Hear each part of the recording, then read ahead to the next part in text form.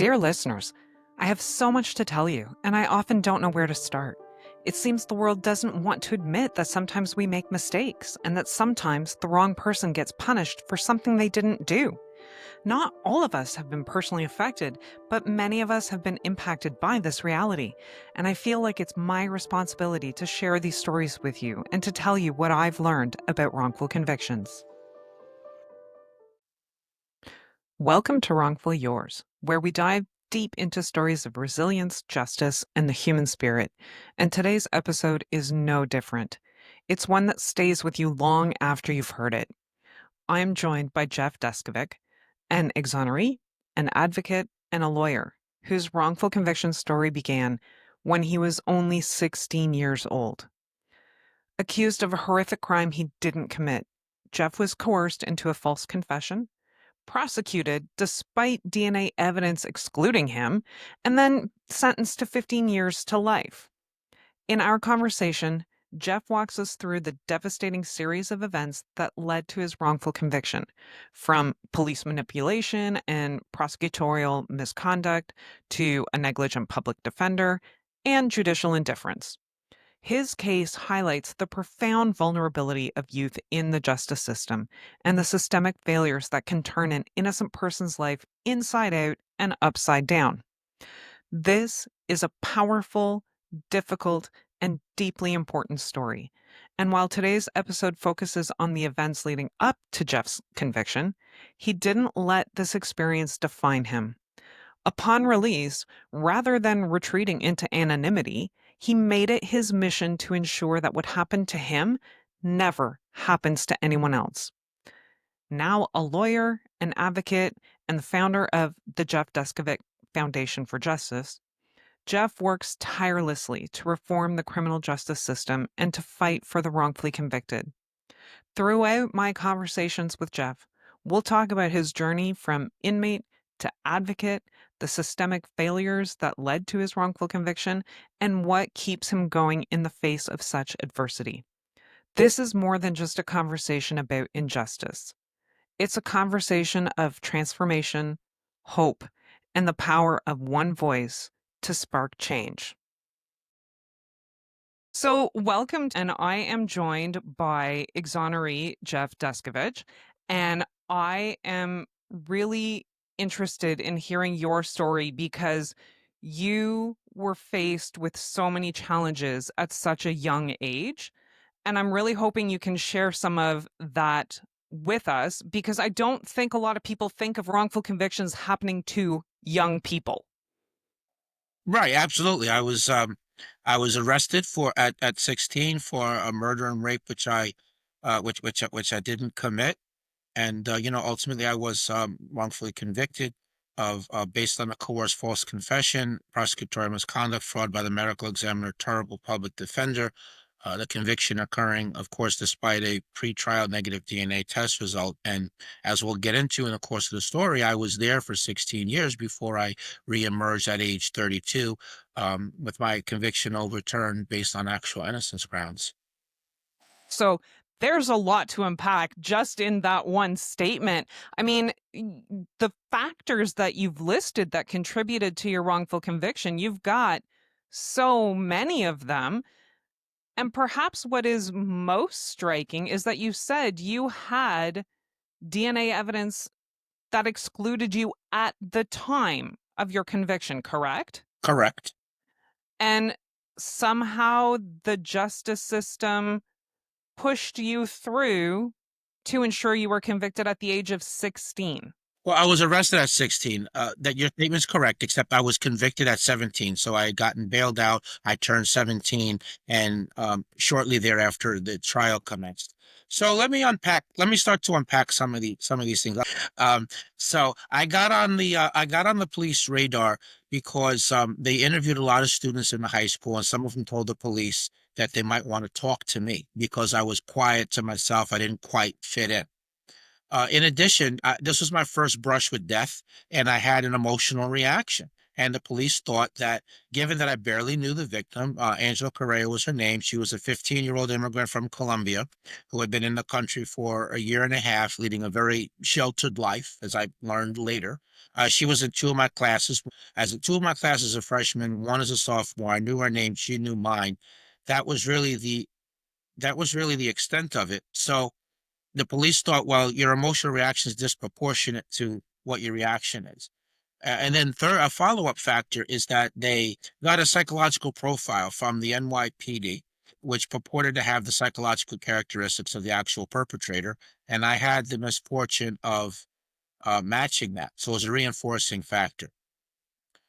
So for about 6 weeks, the police played this cat and mouse game with me, in which half the time they would speak to me as a suspect, and the other half they would pretend to need my help to solve the crime.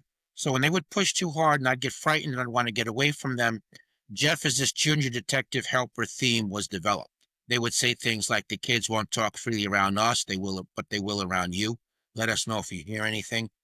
Stop in from time to time. They would ask me opinion questions and congratulate me that my opinion was correct. Prior to being a teenager, the career that I wanted to have when I grew up was to be a cop. So this unexpected early opportunity to do this quasi police work along with my age, 16, was how they were able to pull the wool over my eyes. That's the absurdity that a 16-year-old would be able to help in an active homicide investigation. So they were just playing on all kinds of like, on your emotions, on your aspirations, on just your, like, ignorance of the law at that point in time. 100%. And the other factor that they utilized also was I came from a single parent household. My father was never involved in my life at all. And that intersected with the good cop, bad cop technique in which one officer was pretending to be my friend. So in time, I began to look at him as a father figure. So eventually, they got me to agree to take a lie detector test. They said, look, we got some no information in the file. We want to share that with you. That's going to allow you to be even more helpful to us. But you have to take and pass the polygraph first. So the next day, rather than report to the high school for the test, I went to the police station. My mother and grandmother thought I was in school, so they didn't call around looking for me.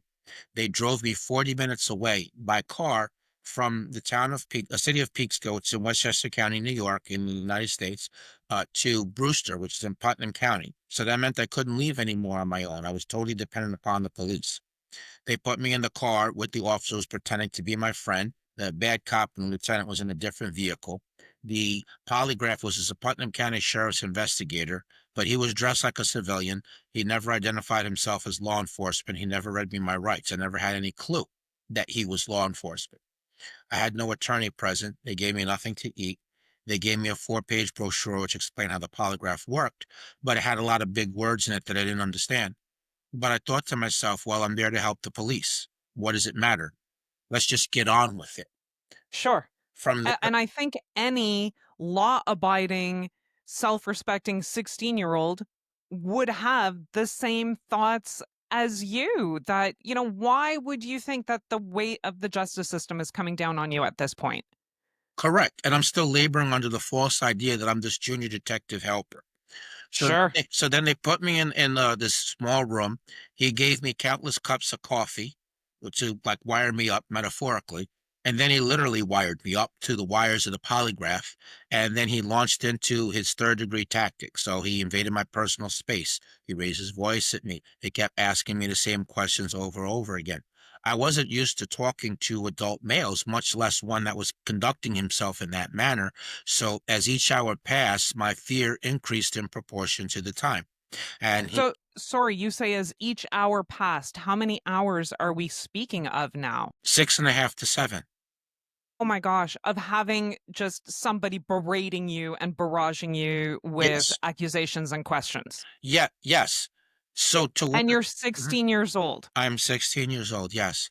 And so at the end, I guess he was frustrated with his inability to get me to confess to that point. So he then said, "What do you mean you didn't do it? You just told me through the test results that you did. We just want you to verbally confirm it." And that really shot my fear to the roof. And at that point, the officer who had been pretending to be my friend, he came in the room and he told me, look, these other officers are going to harm you. I've been holding them off. I can't do that any longer. You have to help yourself. Look, just tell them what they want to hear. They're going to stop what they're doing. You can go home afterwards. You're not going to be arrested. Being young, naive, frightened. I was 16 years old. I wasn't thinking about the long term. I was just concerned with my safety in the moment. I was in fear of my life because the fact that I didn't know where I was and that nobody else knew where I was either loomed rather large in my mind. I was overwhelmed psychologically and emotionally. So I took the out which he offered and I made up a story based on the information that they gave me that day in the 6 weeks run up to it. By the time it was all said and done, I had falsely confessed. I collapsed on the floor in the fetal position, crying uncontrollably. The whole episode was not videotape, not audio tape, no signed confession, just their word for it. And later, when they came to court, they left the threat and false promise out of their story. Of course. And how long was this in total? Approximately 7 hours. 7 hours, and and this whole time, your mom and your grandmom don't know where you are, Correct. and they've never been informed, and you've never asked to speak with them or That's true. given the opportunity to ask to speak to them? No, no. Unbelievable, and this was just standard police procedure at the time, apparently.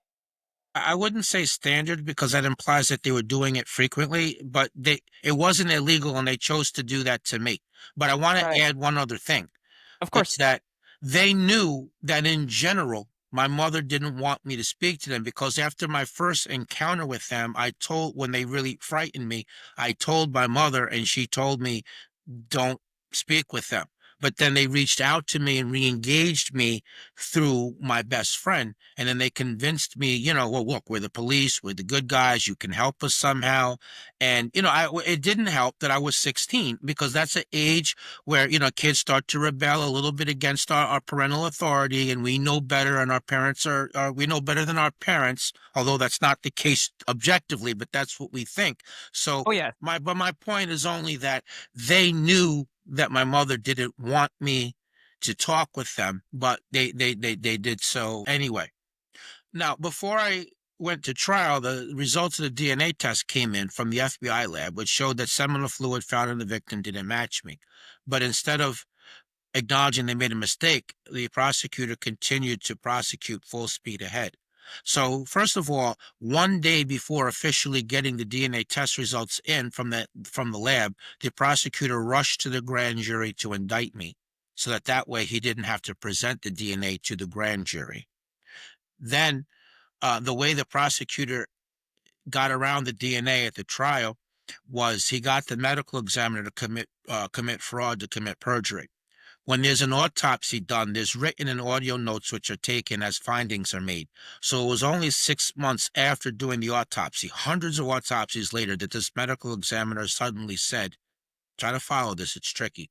He said he remembered that he forgot to document medical findings, which he claimed showed that the victim had been promiscuous, which is what opened the door for the prosecutor to argue, aha, that is how the DNA doesn't match Deskovic, and yet he's guilty. She was sleeping around. And then he took his lie to a further level by naming another youth that he claimed had slept with the victim. But he never tried to set the proper evidentiary foundation for that. He never, for example, got a DNA test result from this other student that he falsely said slept with the victim. He never called him as a witness to give testimony to that effect. He just made the unsupported argument to the jury. And he got away with that because of two factors. So, firstly, the victim's family was not coming to court.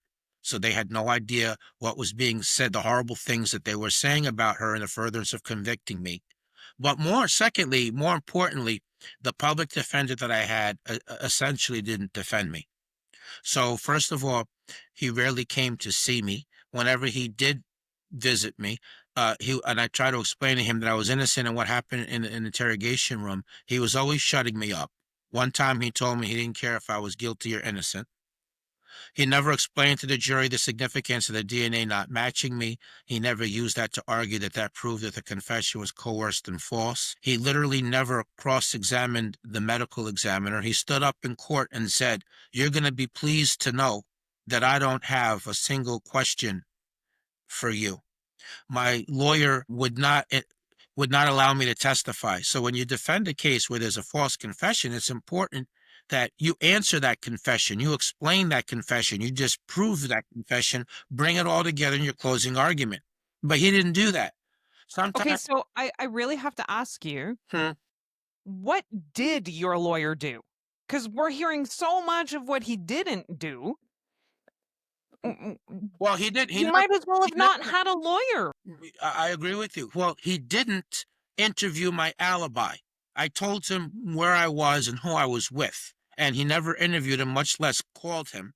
But I want to make another point about some of the other. Well, he didn't pick a lane and go down it. So sometimes he told the jury that I never confessed at all, and at other times he told the jury I did confess, but that it was coerced. And at still other times he told them that it was a false confession, you know. And the last thing is that he should not have represented me in the first place because of a conflict of interest. This other youth that the prosecutor was falsely saying had slept with the victim was represented by another member of the same public defender agency, and specifically the lawyer that was supposed to be supervising him on my case. So that Wow. conflict prevented the defense from asking him to give a DNA sample. It prevented the defense from calling him as a witness. You know, and ultimately, based on all of that, um, you know, well, let me say one other thing. The victim's clothes, including the bra, had been entered into evidence by the prosecution. The jury asked to see the bra, which was important because that intersected with a statement that was coerced out of me, in which I said I ripped the bra off. So there's some bras, the way that they're made, you can't rip it off of a body. It's impossible. So when the jury asked to see the bra, that's when the judge said that the clothes, including the bra, had been left in the courtroom and that the janitors apparently thought it was garbage. So it was thrown out and it wasn't available to be used. Come on. And lastly, the judge allowed the polygraphist to repeatedly tell the jury that I lied when I denied committing the crime, while banning my lawyer from asking him any questions about the methods he used to arrive at his opinion. So putting it all together, and then with the jury note at the end, on the third day of the deliberation, they sent out a note asking, well, if we can't come up with a verdict, will be kept sequestered over the Christmas holiday. And the judge said yes. I learned many years later it was 11-1 for a conviction at that point.